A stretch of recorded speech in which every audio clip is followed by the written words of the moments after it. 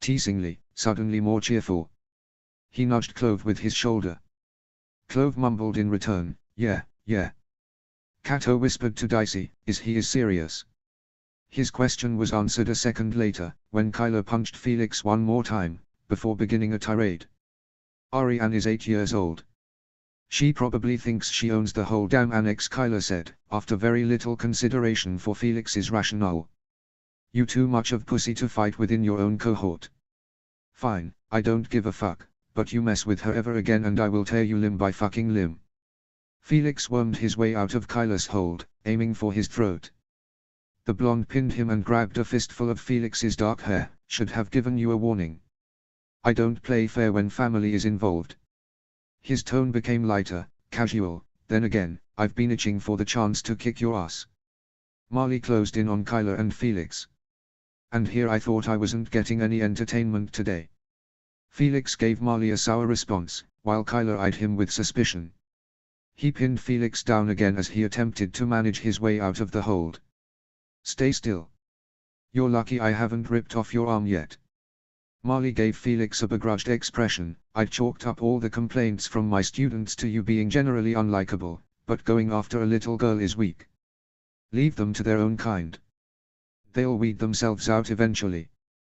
Try to stay out of trouble, Felix," Marley said, and headed down the left hallway, leaving the group behind. "This is fucking unbelie." Kyler scoffed and delivered one last punch to the jaw. The black-haired boy's head slumped back to ground, effectively knocked out. Kyler leered over his body, wavering, and succumbed to pettiness, kicking Felix in the side. When he finally looked out into the expense at 4 bewildered expressions, he managed a cheerful wave. "Hey, Clove," he greeted. "Gun," she said, nodding to him. "Nice shot. Nelly told me you're really climbing the ranks." "That's great." Dicey, Nero, and Cato watched her attentively for a response. Clove's response was brief. "Working on it. That's for sure." "Well, I'll see you later," he replied with a smile, and followed Marley's lead. Once he had vanished from sight, the group looked to the heap that was Felix Gray. "You know, I really wish I could say we did it, but Gunn had extremely good timing." "Say you did what?" Cato asked her. Clove looked at his directly, her hazel eyes staring him down. He looked down, stifling a yawn, and attempted to rub the unrest from his eyes. Clove found the bags under his eyes disconcerting. Dicey shook his head, looking a bit out of sorts himself as well. "What happened to Denton?" Dicey inquired. "I almost forgot that's why we were here. He played us. Might be an ass, but we shouldn't have doubted his strategic choices," Nero said, shaking his head. "You think this is over, whatever it was?" "For now," Clove affirmed, wiping her sweaty forehead and letting out a sigh. "This has been a real long day." Cato inched his way forward, still on the ground. He bent his knee to join the trio before him. As he stood on his 2 feet, he suddenly collapsed, and fell forward. "Cato." Clove was the first to respond, launching her in his direct path, attempting to catch him. The two tumbled to the floor hard, Clove absorbing most of the impact. "Shit, Clove. Are you alright?" Dicey exclaimed, immediately pulling Cato from her and supporting his body weight. Nero joined her on the ground. "Did you break anything?" She shook her head, grimacing. Clove struggled to suppress a whine. "Nero, I think I really bruised my back." He implored her for permission to look over her injuries and she responded affirmatively. Nero pulled back the strap on her racerback tank top. While there were red marks on her back from the impact, he recognized that the bruises would show in time. From what he could determine, she didn't have any sprains or broken bones. "I have a salve that should help." "Okay," she murmured. Nero turned his focus back to Cato, whose body was still slumped over on Dicey's supporting shoulder. "Dicey, let's take them the student lounge. It'll be quieter there." Dicey found little solace in Nero's attempt to comfort him, but successfully slung Cato over his shoulder, and lifted him from the ground. The two boys made the trek to the lounge, their passengers in tow. As soon as they arrived in the empty lounge, Nero suddenly remembered that they had abandoned Felix back in the hallway. Fighting within himself over whether or not to go back for him,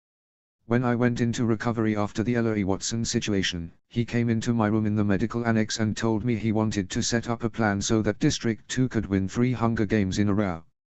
After Kashmir and Glasmorgan won the games back-to-back and the District 1 male tribute almost won the year after, he started thinking maybe the games were set up so that a single district couldn't win 3 years in a row. Kato, he wondered if that could be a possibility. She was right, there had never been 3 victories from one district back-to-back, but he had posited that to statistics. With 24 tributes, the chances of 3 winners back-to-back being from the district was just unlikely. Why would the capital want to fix the games, though? The capital wanted only the best tributes to win, and if a district continuously offered up their very best, then theoretically, why couldn't they win 3 years in a row?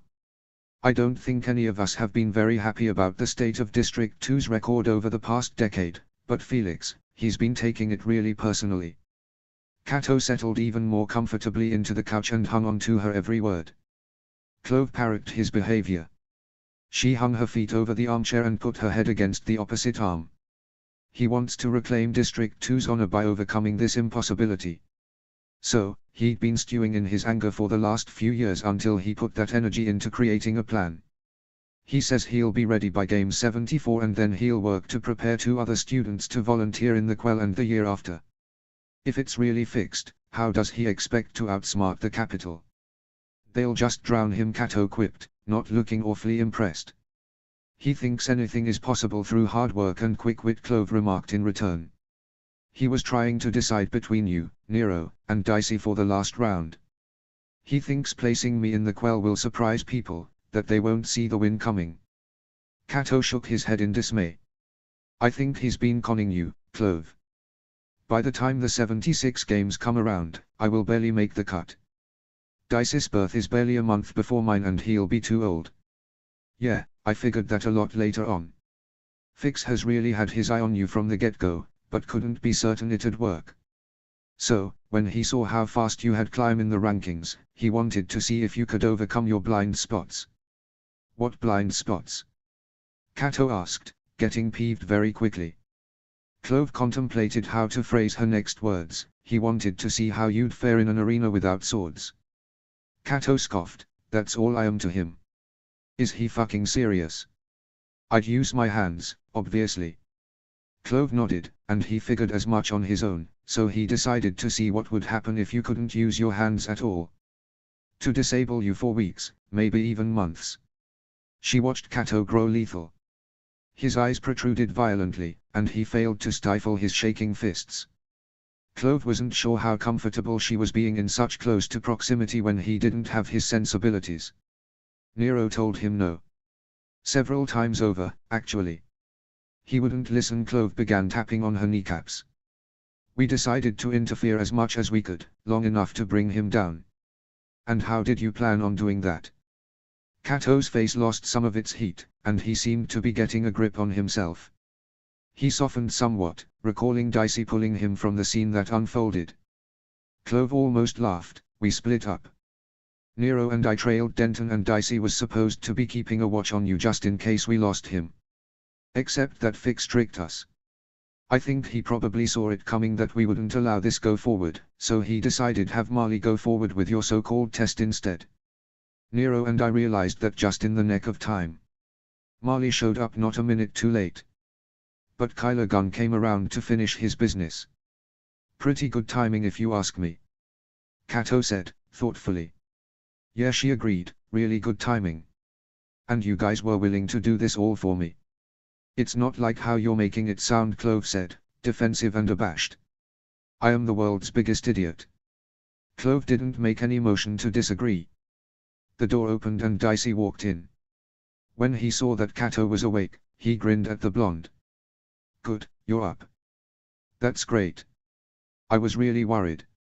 He sat next to Kato, completely unabashed in contrast to Clove. Kato only looked at him with a mildly doubtful expression. Is what she said true? Dicey gave him a haphazard shrug, depends. Did she say I was year 63's most eligible bachelor? Because that's recently become true. I'd say the only bigger moron than you is me. Can't argue with that, Dicey said with a teasing grin.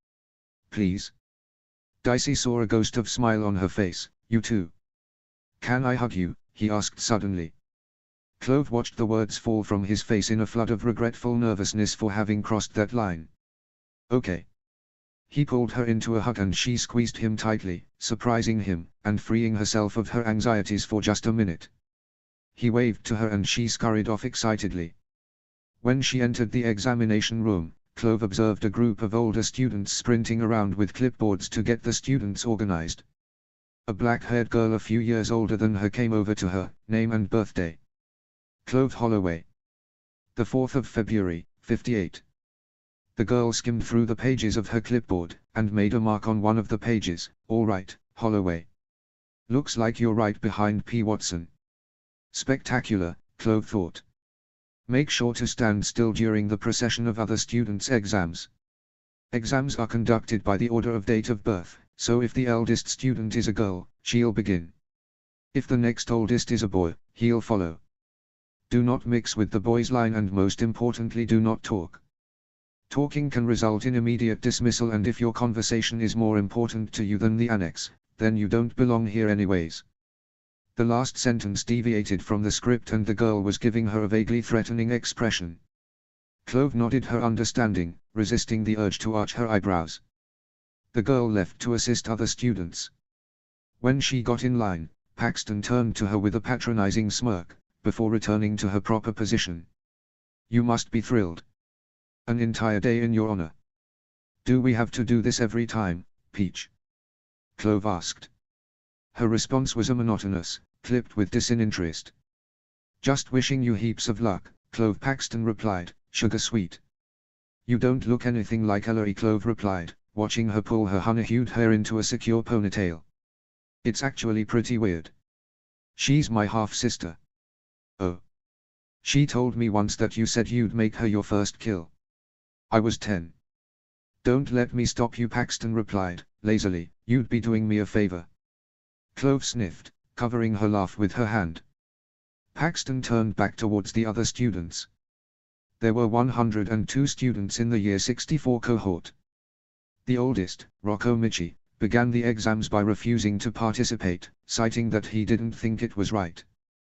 Clove wondered why he'd even gotten this far if he didn't think it was right. Other students growled, posturing viciously at him, but said nothing. He got a mouthful from both instructors and left with about 100 eyes glaring into the back of his head. By the time they had gotten through the students born in July and August, Clove noticed a reoccurring pattern. Too many of her classmates tended to hesitate. They would make a half-assed first hit that would leave the subject in agonizing pain, but not quite at death's door. Then, some of them would stop for a moment or two, looking like a deer in the headlights. This of course, was usually followed by one of the instructors egging them on. Clove wanted to pull her hair out. What the fuck did they really expect? If you can't kill a single person, how the hell did you expect to kill 23? Morons. It took little more than an hour to get through all of the students born in September, who, to their credit, had a much better disposition than their predecessors. One of the boys put on an especially good display. He'd cut his examination subject, a 44-year-old man convicted of multiple accounts of breaking and entering a business, into several slices. He'd began near the man's feet and worked his way up.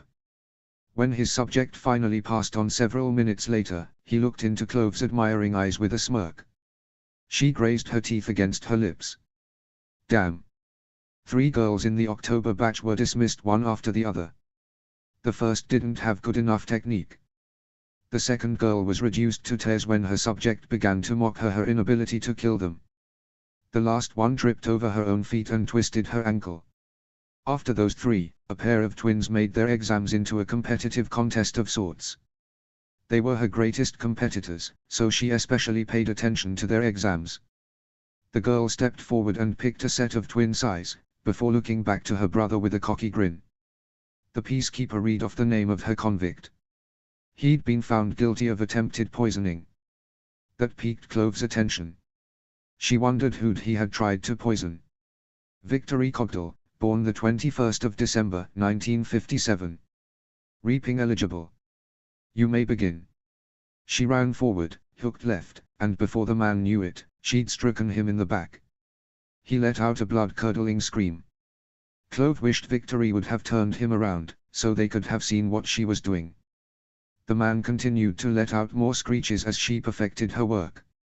I tried to be kind, he yelled out to no one in particular. Victory frowned and pushed the subject to the ground. He landed on his stomach, heaving. Blood gushed out of the wounds on his back. That doesn't sound like much fun, she said to him, pouting. The 2 lines inched forward to read what she'd inscribed on his back. It was marred with blood and difficult to decipher, but Clove was pretty sure it said, "Dare to play." The sandy-haired girl returned the twin size to the bloody weapons rack, and grinned at her brother. Clove suspected they were the only ones smiling, though she didn't look behind to confirm her suspicions. The second instructor complimented Victory and sent her to the collective of other students who had passed so far. About 12 students had been dismissed so far, though there were more to go. The younger twin stepped forward and grabbed a selection of daggers. One of them had loose skin still hanging off the blade, which he flicked away. His examination subject was a 23-year-old man who'd been convicted of intimacy with a minor under the age of 12. Xerxes Cogdal, born the 21st of December, 1957. Reaping eligible. The brown-haired boy paused for a second, and must have said something, because his subject blanched. He threw a dagger into the man's lower region, which clouded his only attire, a set of white boxers, with blood. Xerxes followed up with shooting one into his stomach, and another near his collarbone. He then descended upon the man, withdrew the dagger that was in his stomach, and began to create an image on the man's chest. The man released several agonizing screams, and even spit blood onto the brunette's face. Blood droplets fell down the tips of Xerxes's hair. He grinned at the man's screeches, continuing his etchings. Finally, he wrote a message in response to his sisters. His image was of a blazing sun. In the center, it read, "And yet, I burn brighter." The first instructor allowed him to join the other students, and he sat next to Victory with an arrogant smirk. She looked enthralled, ready to jump his bones. The subtext made Clove a little uneasy, but she pushed the thought away as the December-born students concluded and they commenced with January. The barrack of weapons was impressive, but it didn't mean much to her. The boys were her only point of reference. And she tried to remember what they'd used. Strange things, she recalled. A bowler for Dicey. She wanted to spit at him for that. That was too quick a death and hardly a show. It wouldn't do at all. Nero had used a scythe. She'd have paid money good fare to have seen him wield such a weapon. Maybe, he'd realized how stupid archery was. Felix had used a warhammer, which Clove had to admit must have taken a lot of strength. His plan, maybe it'd be worth it. Not with Cato, though. He'd abandoned her after making a promise to be friends for better or worse. They needed someone who wouldn't shake off a commitment, and so far Cato wasn't faring too well in that regard. There were only 3 students born in January. 2 boys and a girl. One of the boys was dismissed for injuring himself in the process of trying to kill his subject.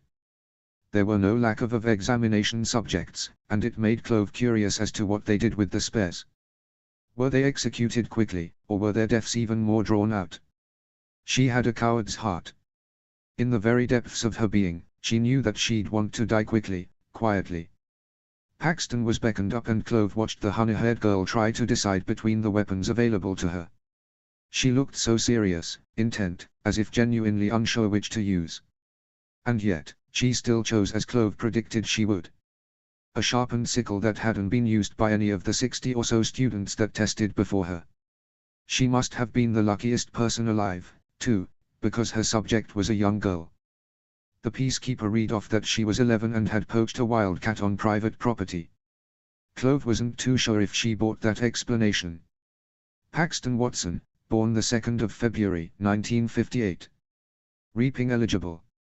You may begin. It was peculiar. This was the first test subject who'd been nearly the same size as they were. The girl could have been in their very cohort. The young girl cowered as Paxton leaped into action. The honey-haired girl was soon covered in her victim's blood, her sickle digging deeply into her examination subject's heart. It was gruesome. Paxton then stood over the girl, watching her. The girl's eyes fluttered and Paxton pulled the sickle's blade deeper into the girl's heart until her death was announced. More blood spurted out, and Paxton wiped the blood off of her face.